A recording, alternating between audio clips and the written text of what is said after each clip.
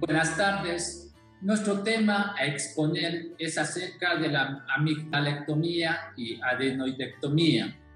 Nuestro grupo está conformado por Roger Becerra, Juan Miguel López, Fernando Valdivieso, Iván Vallejo y mi persona, Brian Jara. Acerca de la amigdalectomía, vamos a describir su anatomía con respecto a las amígdalas. Bueno, en cuanto a la anatomía, podemos describir que el anillo linfático, también conocido como anillo de Waldeyer, corresponde al conjunto de estructuras linfoides ubicadas desde la nasofaringe hasta la base de la lengua. Está conformada por las amígdalas nasofaringeas o faringeas de Luschka, las que conocemos como adenoides, las tonsilas peritubáricas o amígdalas tubáricas de Kerlach o redes tubáricos, los cordones faríngeos laterales, las tonsilas palatinas o también llamadas amígdalas palatinas, y las tonsilas lingual o amígdala lingual, que está situada en la base de la lengua. Debido a su ubicación, las amígdalas palatinas y amígdalas faríngeas o adenoides representan la primera defensa del organismo ante sustancias extrañas que ingresan por la nariz y por la boca. Participan en la inmunidad local y vigilancia inmunológica. Producen inmunoglobulinas, la inmunoglobulina A secretora por parte del adenoides e inmunoglobulina A, M, G, D y E por parte de las amígdalas palatinas. Debido a su epitelio especializado, son importantes presentadoras y procesadoras de antígenos.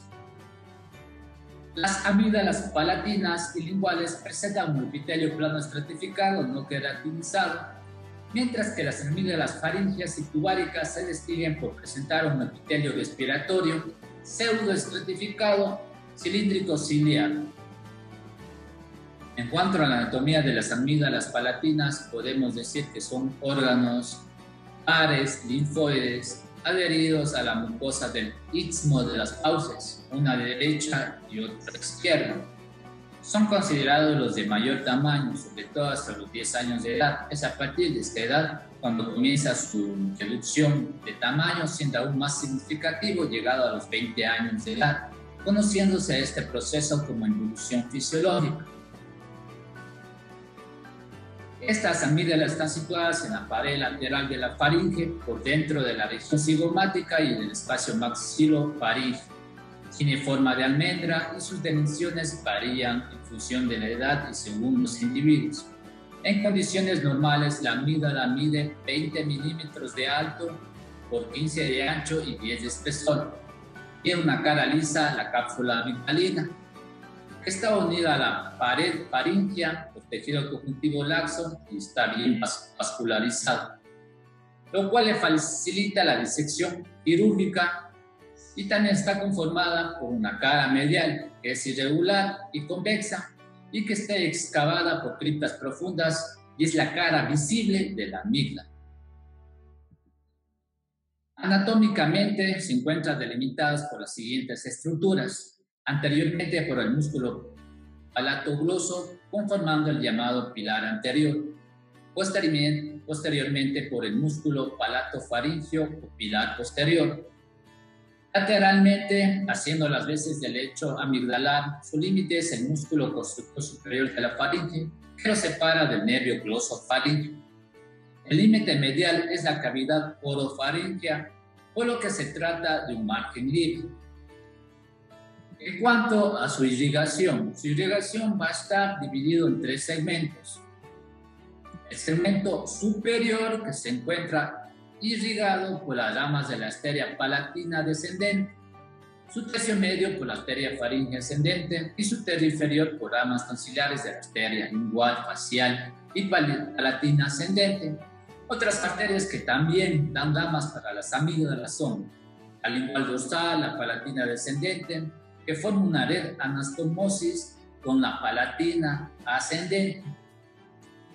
Su inervación también va a depender principalmente del nervio glosofaríngeo y del nervio vago. El drenaje venoso corresponde a las venas linguales, a la faríngea, terminando en la yugular interna. El drenaje linfático se realiza a través de sus vasos eferentes para llegar hasta el ganglio yugulo-digástrico y hasta los ganglios situados en el territorio subangular mandibular. En cuanto a su definición y historia, podemos decir que la amigdalactomía es la extirpación quirúrgica de las amígdalas. Esta cirugía solía o también puede ser un procedimiento frecuente para tratar las infecciones y la inflamación de las amígdalas, es decir, frente a una amigdalitis. Hoy en día se suele llevar a cabo para tratar las respiraciones asociadas a trastornos del sueño. No obstante, aún se puede recurrir a la amigdalactomía cuando la amigdalitis ocurre con frecuencia o no responde a otros tratamientos. También puede ser necesario para tratar problemas respiratorios o de otro tipo de relaciones o están relacionados con el agrandamiento de las amígdalas y enfermedades poco frecuentes de dicha patología.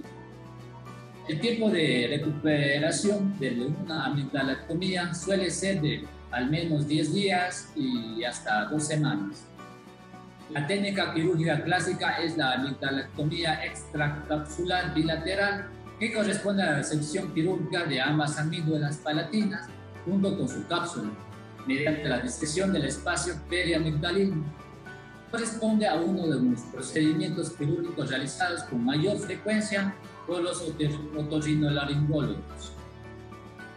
En cuanto a su historia, podemos decir que Aurelio Cornelio Celso, escritor romano de principios del siglo I después de Cristo, en su obra de medicina describe la técnica de amigdalectomía mediante un escalpelo y disección con el dedo, describiendo además la cápsula que recubre la amígdala y recomendando la aplicación postoperatoria de vinagre para prevenir y detener las hemorragias. En cambio, Acesio de Amida va a describir la forma de disección amigdalar mediante un cuchillete y un gancho. En el siglo XIX, Philip Sims, el padre de la cirugía norteamericana, utilizó forceps para la extracción amigdalar, instrumentos que posteriormente derivarían en las guillotinas para amígdalas, desarrolladas por primera vez por Mike Hentz a finales del siglo XIX y que posteriormente sufrieron pocas modificaciones.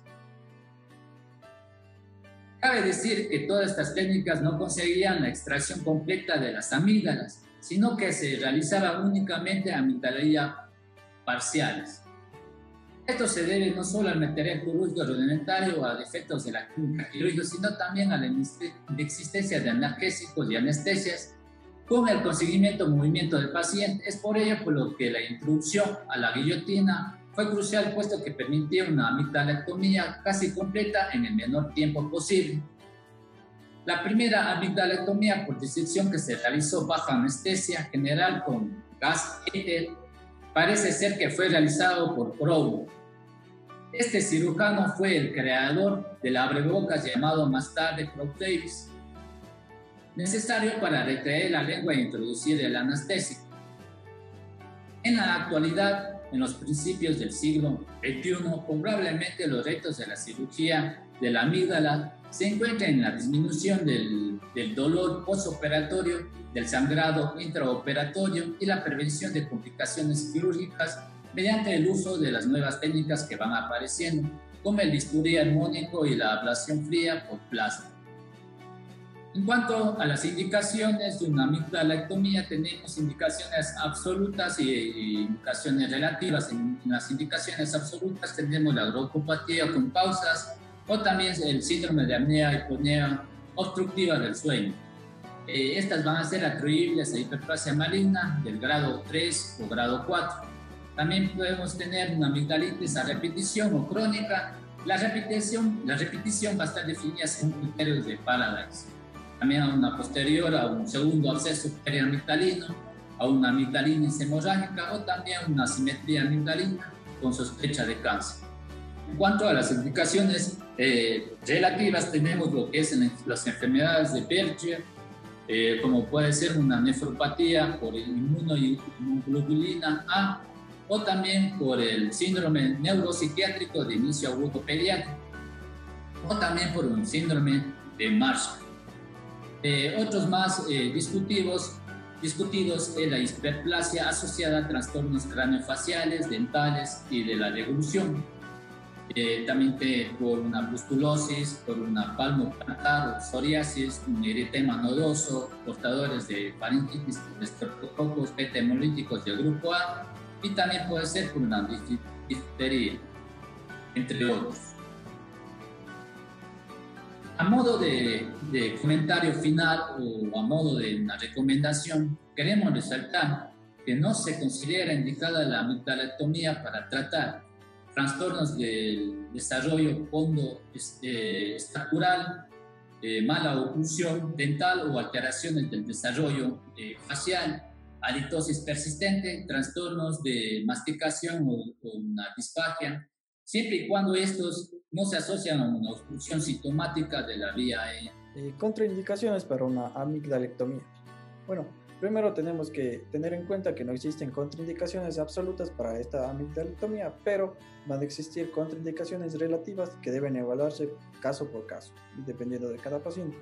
Por ejemplo, si es que tenemos una variante anatómica vascular de tipo arteria carótida externa aberrante a nivel de aquí, trastornos de la coagulación, procesos infecciosos concomitantes o riesgo de insuficiencia velofaríngea en el niño.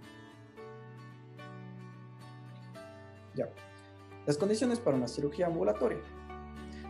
Aquí la amigdalectomía se realiza de forma ambulatoria, permitiendo el regreso del paciente a su domicilio la misma tarde de la intervención, y se necesitan las siguientes condiciones: que exista ausencia de enfermedades concurrentes, en particular respiratorias, ausencia de trastornos de la hemostasia, que sea una edad superior a los 3 años, ausencia de síndrome de apnea y hipopnea obstructiva del sueño grave y proximidad al domicilio del hospital.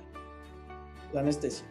Bueno, la anestesia se va a realizar mediante anestesia general e intubación en los niños y adultos. El tiempo de colocación del paciente y la fase anestésica son iguales, con independencia de la técnica quirúrgica. Una de las técnicas anestésicas de inducción inhalatoria es comenzando con la alta concentración de sevoflurano, esta se va a aprovechar su escasa irritabilidad de las vías aéreas para que el niño se duerme de una manera rápida y tenga amnesia. La única técnica anestésica recomendada es de intubación traqueal, mediante un tubo con balón, para garantizar la protección de las vías respiratorias durante el procedimiento de la amigdalectomía. El tubo de intubación se coloca en posición orotraqueal y se fija sobre la línea media del labio inferior mediante un esparadrapo para evitar su desplazamiento secundario. La colocación.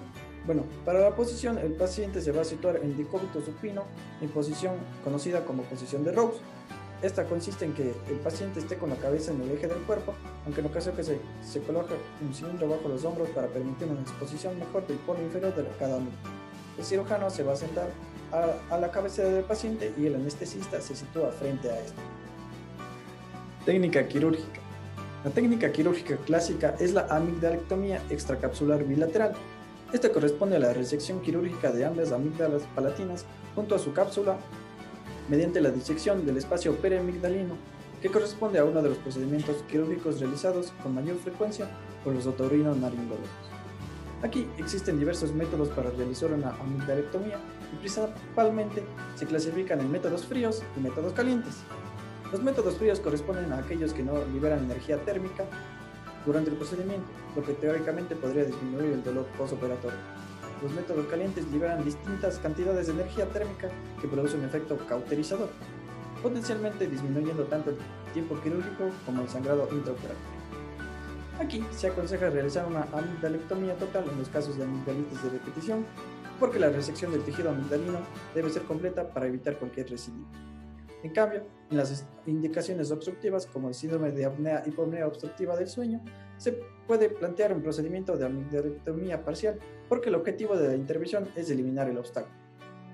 Se han descrito dos métodos quirúrgicos: la amigdalectomía total o capsular, donde se efectúa una resección total del tejido linfoide amigdalino mediante una disección pericapsular, y la amigdalectomía parcial, donde la resección se realiza sin identificar la cápsula amigdalina que se conserva. Bueno, como primer paso, obviamente la primera etapa de la intervención es la colocación de los campos quirúrgicos y del abrebocas. Para ello se van a necesitar los siguientes instrumentos. Aquí de izquierda a derecha y de arriba hacia abajo, como vemos en la fotografía, vamos a tener la pinza de tracción amigdalina, de Bourgeois, portaagujas, un abrebocas de tipo Boyle, Davis o Kidner, una pinza de tracción amigdalina, un elevador del velo del paladar, un peine de Jost, una pinza de disección, tijeras de Metzenbaum y una pinza bipolar angular. El primer tiempo quirúrgico.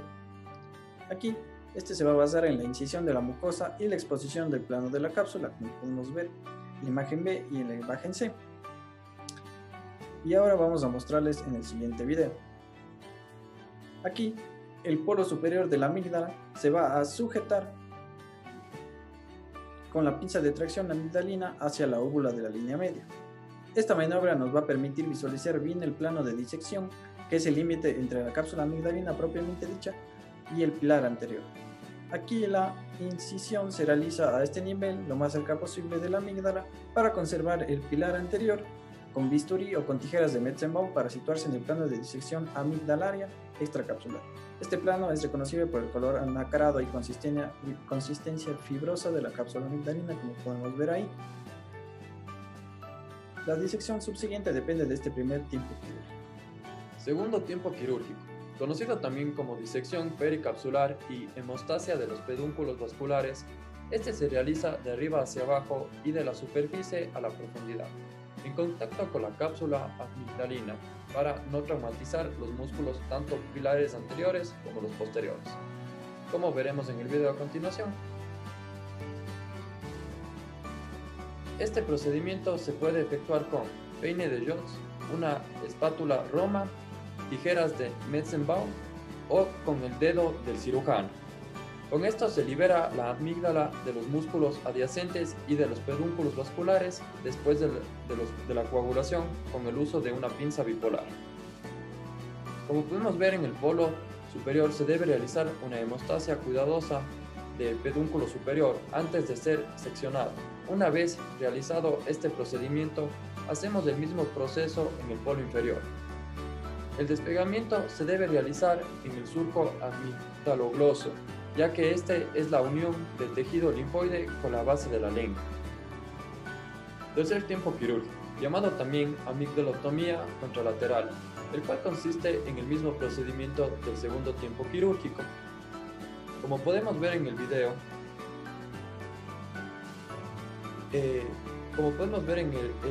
hay que tener en cuenta si la superficie de la profundidad está en contacto con la cápsula amigdalina, para no traumatizar los músculos que ya habíamos mencionado.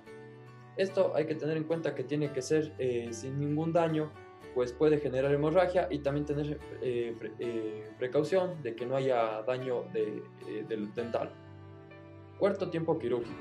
En este tiempo es la verificación de la hemostasia, la cual se realiza al final de la intervención con el uso de la pinza bipolar. Como al final de toda intervención quirúrgica se realiza un reencuentro de las gasas y comprobar que no haya lesiones dentales. Bueno, ahora les vamos a presentar un método quirúrgico de amidalectomía parcial con microdesbridador. El microdesbridador es un instrumento derivado de la cirugía ortopédica. Este consiste que es un dispositivo de sección de una hoja rotatoria que secciona el tejido y aspira los restos tisulares a la vez. Esta herramienta consta de 3 elementos: una hoja rotatoria, un mango conectado al aspirador y un motor. Bueno, la amidalectomía parcial con este instrumento está indicada en hipertrofia amigdalar sintomática, porque este permite reducir considerablemente el volumen amigdalino, alrededor de un 95% del volumen tisular se secciona y se aspira. Bueno, la resección esta se efectúa en paralelo al borde libre de la amígdala, de abajo hacia arriba, con cuidado para no lesionar los pilares ni la óvula. Y de manera de medial a lateral, el tejido amigdalino se secciona con la hoja rotatoria y se aspira a través de la cana. Tenemos la amidalectomía por radiofrecuencia. Este corresponde a un instrumento que utiliza energía de radiofrecuencia para excitar electrolitos en un medio conductor, tal como puede ser una solución salina, creando un plasma enfocado con precisión. Las partículas energizadas del plasma tienen la suficiente energía como para romper los lazos moleculares del tejido, provocando que el tejido se disuelva a temperaturas relativamente bajas. Como podemos ver en el video, Bueno, el resultado de esta remoción de tejido en cuestión es con un mínimo daño a los tejidos circuncidantes. También permite realizar hemostasia, coagulando los vasos sanguíneos al mismo tiempo, como podemos observar en la imagen.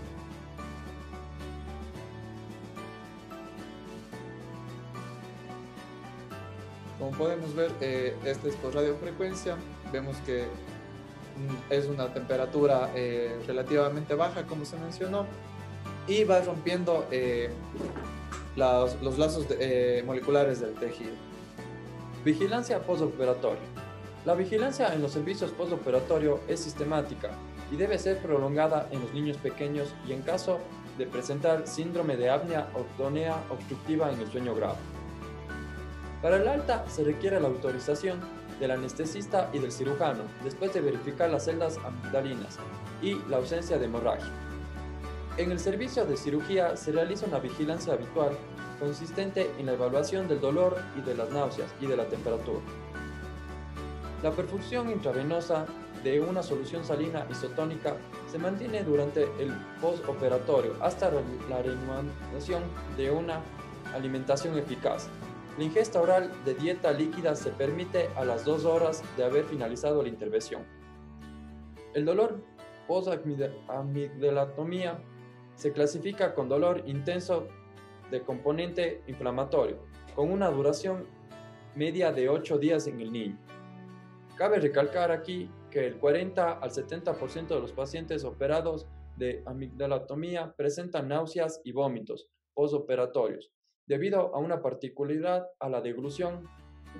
Cabe recalcar aquí que el 40 al 70% de los pacientes operados de amigdalatomía presentan náuseas y vómitos postoperatorios, debido en particular a la deglución perioperatoria de sangre. Para esto se puede prescribir antimiméticos de tipo ondansetron a partir de los 2 años de edad, asociados a la dexametasona, lo que resulta eficaz.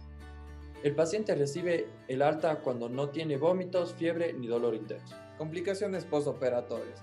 La más frecuente es la hemorragia postoperatoria, que puede ser precoz durante las primeras horas o tardías tras la caída de las escaras, estas entre el sexto y 15º día. Debe señalarse que el riesgo de la hemorragia postoperatoria es mayor para los pacientes que presentan trastornos de la hemostasia. Por lo tanto, el cirujano debe explorar las celdas amigdalinas en la sala de recuperación antes de trasladar al paciente al servicio de hospitalización o antes de reanudar la alimentación. Cualquier hemorragia requiere una exploración física otorrinolaringológica y una hospitalización durante 24 horas para la vigilancia. Si existe un coágulo que ocupe la celda amigdalina, este se debe retirar para visualizar el origen de la hemorragia. También pueden producirse lesiones en los músculos faringeos en el caso de las disecciones difíciles. Expone a una lesión vascular de los troncos arteriales periféricos. En cuanto a la adenoidectomía, que se encuentra ligada a la amígdala adenoides, que también esta es conocida como amígdala de Lusk. Esta va a corresponder a una estructura linfoide que en conjunto con las amígdalas palatinas forman las estructuras más importantes del anillo linfático faríngeo. Su localización se halla en el centro superior del anillo linfoide que rodea el istmo del orofaríngeo a modo de tejido linfoide en forma de pirámide triangular. Su base se sitúa en el techo y pared posterior de la nasofaringe, mientras que su ápice se sitúa en dirección hacia el septum nasal. En cuanto a su desarrollo, se termina alrededor del 7º mes de gestación después del nacimiento, continúa su crecimiento hasta aproximadamente a los 5 a 7 años. Su irrigación va a depender de las arterias palatinas ascendentes, que es la rama de la arteria facial, de la faringe ascendente, que es rama de la arteria carótida externa, y de la cervical ascendente, que es rama del tronco tirocervical. En cuanto a la inervación, esta va a estar dada principalmente por los nervios glosofaríngeo y el nervio vago. En cuanto al drenaje venoso, esto va a terminar en el plexo parafaríngeo y a su vez en la vena yugular interna y facial. Sublinfáticos eferentes van a alcanzar el espacio retrofaríngeo y el faríngeo maxilar. En cuanto a un dato, podemos decir que Meyer en 1868 fue el primero en describir las adenoides. Clásicamente fueron considerados como órganos inútiles y a partir de 1950 y con los métodos de detección de inmunoglobulinas han pasado a ser consideradas como órganos de defensa y las indicaciones quirúrgicas se han vuelto más estrictas. Se acepta que la causa principal de su desarrollo es la presencia y reconocimiento de antígenos. En cuanto a su definición, podemos decir que la adenoidectomía corresponde a la extracción quirúrgica del tejido adenoideo de la nasofaringe. En la mayoría de los casos, esta cirugía cumple un doble objetivo. El primero, que es mecánico, que es eliminar la obstrucción a nivel de la faringe, y el segundo, que es biológico, que es eliminar el tejido alterado por la inflamación o una infección crónica. Este va a ser un procedimiento principalmente pediátrico, debido a su frecuencia de involución hacia la pubertad. En general, se tiende a evitar antes de los 12 a 14 meses de edad, aunque no es una contraindicación absoluta y debe evaluarse caso a caso. También se puede realizar en el mismo tiempo quirúrgico que la amigdalectomía. En cuanto a las indicaciones, la adenoidectomía se debe entender como una alternativa final para poder controlar la inflamación, las complicaciones, las secuelas. Como ya hemos indicado, actualmente los criterios son más restrictivos. No existen unos criterios quirúrgicos estrictos para la realización de la adenoidectomía, sino más bien una serie de recomendaciones inspiradas en bases científicas y apoyadas en la bibliografía internacional y experiencia de los diferentes grupos de trabajo. Como primera indicación tenemos una hipertrofia adenoidea que origina insuficiencia respiratoria nasal mantenida. Esta indicación quirúrgica debe establecerse con mayor énfasis cuando la hipertrofia adenoidea consiste con una malformación craneofacial, una otitis media aguda recidivante, una otitis media crónica o una otitis media secretora persistente. Como otra indicación tenemos ante unas infecciones adenoideas que aún sin dificultar la función respiratoria tengan una repercusión ótica repetida o persistente. También podemos ver en infecciones como una otitis media aguda recidivante con 3 episodios o más en 6 meses, una otitis media crónica o una otitis media secretoria crónica mantenida más de 3 meses a pesar de un tratamiento potente, o ante una rhinosinusitis por obstrucción de los órganos, o ante también una sospecha de una enfermedad maligna. Es necesario evaluar cuidadosamente la indicación de la adenoidectomía y tener precauciones en caso de malformaciones del paladar o de la úvula, ya que la integración puede provocar como secuela una rinolaria abierta. La adenoidectomía en niños menores de 2 años debe siempre sujetarse a una situación clínica que le haga muy necesaria. Siempre existirán mayores posibilidades de recidivas. La rinofaringitis de repetición son muy frecuentes en los niños y por sí solo no supone unas indicaciones para este tipo de cirugía quirúrgica. Contraindicaciones. Existe una contraindicación absoluta para la adenoidectomía, que es la presencia conocida de una anomalía vascular rinofaringea de tipo carotidio que obliga a anular la intervención. Esto se va a dar debido al riesgo de lesión vascular, de hemorragia profusa, con peligro de fallecimiento del paciente. Los trastornos de la hemostasia deben detectarse y no contraindica una intervención. Se instala un protocolo terapéutico adecuado para la anomalía que vamos a observar. Lo que nos va a obligar es un estado febril agudo que obliga a diferir la intervención. Tenemos también lo que es contraindicaciones relativas, como las fisuras veloparatinas, de las fisuras velares o mucosas o del síndrome de 22q11. Esto se va a dar debido al riesgo de la insuficiencia velar postoperatoria. Como contraindicaciones relativas tenemos la fisura del velo del paladar, tenemos las fisuras velares submucosas, tenemos el síndrome de 22q11 debido al riesgo de insuficiencia biliar postoperatoria. En la evaluación preanestésica, esta tiene dos objetivos: evaluar los riesgos inherentes al procedimiento e informar al paciente.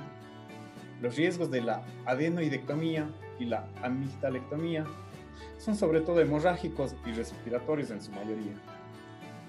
Todo esto debe basarse en una correcta anamnesis y si existen antecedentes personales o familiares que predisponen a un riesgo hemorrágico respiratorio. Tenemos también lo que es la anestesia. Aquí puede realizarse sin intubación en los niños o en algunos casos puede realizarse la intubación. Esto va a variar entre niños de 1 año y los 6 años, cuando el niño carece de antecedentes especiales o de factores de riesgo obstructivos respiratorios. En los demás casos se aconseja una protección de las vías respiratorias y también una intubación con un anestésico clásico.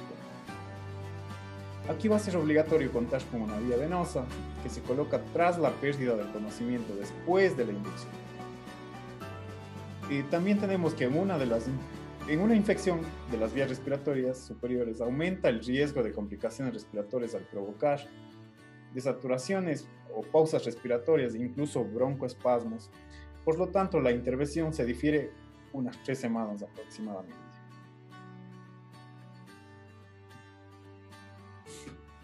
En la colocación, en el caso de intubación del niño, algunos cirujanos van a utilizar la posición de Rose. El cirujano se sitúa detrás del niño, que está en decúbito supino, con extensión cervical mediante un cilindro deslizado bajo los hombros. Aquí el cirujano se dispone a la derecha del niño y a la orofaringe, que debe estar bien iluminada con una luz frontal o con una lámpara cialítica. Tenemos también lo que es la técnica quirúrgica. El objetivo de la adenoidectomía consiste en resecar las vegetaciones adenoides sin lesionar los tejidos adyacentes del orificio faríngeo de la trompa auditiva. El velo del paladar y la pared posterior de la faringe y las coanas tampoco deben ser lesionadas. La adenoidectomía puede realizarse sola o asociada a una amigdalectomía. Esta puede ser con independencia de la técnica usada. En el primer tiempo siempre va a ser el mismo. La evaluación con el dedo del volumen adenoideo y de la ausencia del latido arterial aberrante, de la anomalía de la posición de un trompo arterial que contraindica la intervención quirúrgica. La intervención se va a continuar con la palpación del velo del paladar óseo para descartar un paladar hendido subyacente. Si existe una fisura velar submucosa, una adenoidectomía parcial nos va a permitir evitar una insuficiencia postoperatoria. En esta se va a recomendar resecar alrededor de los 2/3 superiores del paquete adenoideo y también dejar el tercio inferior. La adenoidectomía con cureta o adenotomo, esta va a ser la técnica más empleada, para la que se va a emplear un adenotomo que va a presentar en un plano de sección horizontal y en ocasiones va a presentar unas garras en las que quedan atrapados los fragmentos de las vegetaciones seccionadas. Una vez finalizada la inducción anestésica y estando el niño dormido, se va a colocar un abrebocas, pero hay que respetar los dientes y los labios. El cabum se va a explorar con una cureta que se va a introducir detrás del velo del paladar, tras lo que se va a verticalizar y se va a apoyar sobre la pared posterior del cabum en posición media. Con un movimiento vertical de la muñeca que va a seccionar el paquete adenoideo hacia arriba hacia abajo con una o varias pasadas, para así poder evaluar la eficacia del procedimiento, y en ocasiones para completarlo se va a deslizar un dedo en el cabum al finalizar la intervención. Adenoidectomía con microdesfibrilador. Esta técnica de microdesfibrilador se realiza mediante un dispositivo de sección mediante una hoja rotatoria que corta los tejidos y aspira los restos tisulares al mismo tiempo. Esta técnica tiene la ventaja de ser una técnica rápida y muy precisa, de elección en los casos de insuficiencia velofaríngea, en que conviene realizar una extracción exclusiva del polo superior para que el polo inferior se mantenga y permita la correcta cierre velofaringeo. Este dispositivo consta de 3 elementos: una hoja rotatoria, un mango conectado a un aspirador y un motor. Como vemos en las imágenes, posee un microaspirador y una fuente energética. Aquí el cirujano selecciona la velocidad y el sentado de rotación con un pedal. La hoja está ligeramente angulada y tiene un diámetro de 5 a 7 milímetros. El extremo de la hoja tiene una cara constante y una cara protegida para actuar sobre la zona de resección sin lesionar los tejidos adyacentes. Algunos autores han descrito la utilización del microdesfibrilador en la adenodectomía por vía transoral, de esta forma de controlar el extremo de la hoja del microdesfibrilador y la resección de las vegetaciones adenoideas. Adenoidectomía por vía endoscópica. Adenoidectomía por vía endoscópica. La técnica por vía endoscópica se efectúa en un paciente intubado después de la preparación de las fosas nasales mediante mechas impregnadas con un vasoconstrictor. La indicación principal de la adenoidectomía por vía endoscópica corresponde a las vegetaciones coanales, cuyo acceso es difícil por vía oral. La adenoidectomía por vía endoscópica puede realizarse como primera elección o después del fracaso de una técnica transoral. El material utilizado es el habitual de la cirugía endoscópica nasal: una óptica de 0 grados, una pinza recta y angulada, y Glaselski y un aspirador. Un sistema de irrigación aspiración endonasal es una gran ayuda para que la intervención sea más rápida. Ya las ventajas de esta técnica incluyen la visión directa del área quirúrgica, una mejor visión del receso peritubulario, disminuye riesgo de lesión, mejor control de tejido, mejor visualización y manejo de sangrado, el procedimiento menos traumático y documentación en el video de procedimiento. Las desventajas de esta técnica incluyen el sangrado en una ocasión dificulta visión endoscópica. Se puede prolongar el procedimiento por sangrado y el costo del procedimiento quirúrgico. El control de la eficacia del procedimiento se dirige con el endoscopio y la hemostasia puede efectuarse mediante taponamiento simple o con electrocoagulación, con pinza o con un aspirador coaguladora si es preciso. El postoperatorio suele ser sencillo, sin un síndrome doloroso significativo ni repercusión general.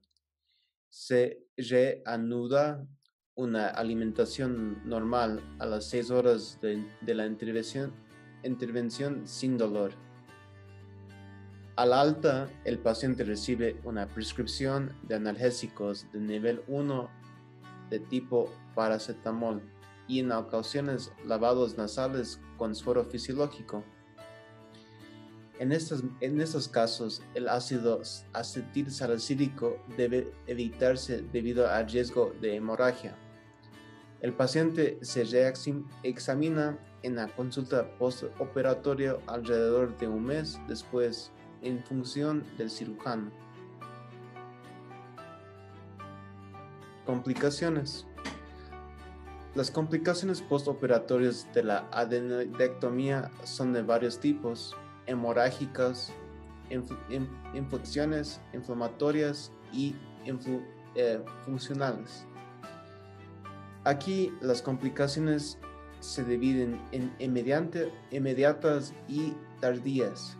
Las inmediatas, siendo las complicaciones hemorrágicas, se traducen en una hemorragia faríngea y nasal precoz, en las primeras 6 horas en el 80% de los casos. La frecuencia de las complicaciones hemorrágicas en la adenoidectomía es menor del 1%. La hemorragia postoperatoria puede deberse a una hemorragia directa del tejido adenoideo residual, a una lesión del velo o amigdalina, o una lesión arterial que afecte a la arteria volmeriana, la arteria faríngea ascendente e incluso de forma excepcional a la arteria carótida interna por un trayecto aberrante en el rinofaringe. Como siguiente tenemos las complicaciones infecciosas post-adenoidectomías. Más frecuentes son las otitis medias agudas, muy por adelante de las neumopatías o las adenoflemones. Una complicación pulmonar infecciosa postoperatoria obliga a descartar un cuerpo extraño bronquial subyacente. La inhalación de un cuerpo extraño es más fácil cuando el paciente no está intubado, pero también puede producirse con intubación, en cuyo caso la inhalación se produce durante la extubación. El síndrome de Gressel es una complicación particular que puede producirse en los días posteriores a la operación quirúrgica. Se trata parálisis de nervios lingual y hipogloso debido a la compresión y edema lingual secundario al instrumental de apertura bucal. Para evitarlo, se recomienda liberar la apertura bucal durante la hemostasia, que se realiza entre una amígdala y la otra. Lesión del nervio glosofaríngeo es una complicación infrecuente que se debe al trayecto anatómico del nervio glosofaríngeo. Este podría sufrir daños durante la adenoidectomía que se pueden manifestar como broncopatía, disfonía, disfagia, desviaciones del paladar, anestesia de la pared posterior de la faringe y etc. Como complicaciones postoperatorias tardías, las complicaciones funcionales son sobre todo la insuficiencia velar con rinolalia abierta y el reflejo nasal líquido durante la alimentación. La insuficiencia velar consiste en la incapacidad de cerrar el paso velofaríngeo durante el habla o la deglución. Se trata de una complicación infrecuente, pero conocido en la adenoidectomía con una incidencia de una de cada 1.500 a 10.000 adenoidectomías. El riesgo es mucho más elevado en los niños que tienen anomalías velares persistentes, como fisuras velopalatinas, fisuras submucosas, úvulas ditívidas. Como próximo tenemos la estenosis nasofaríngea.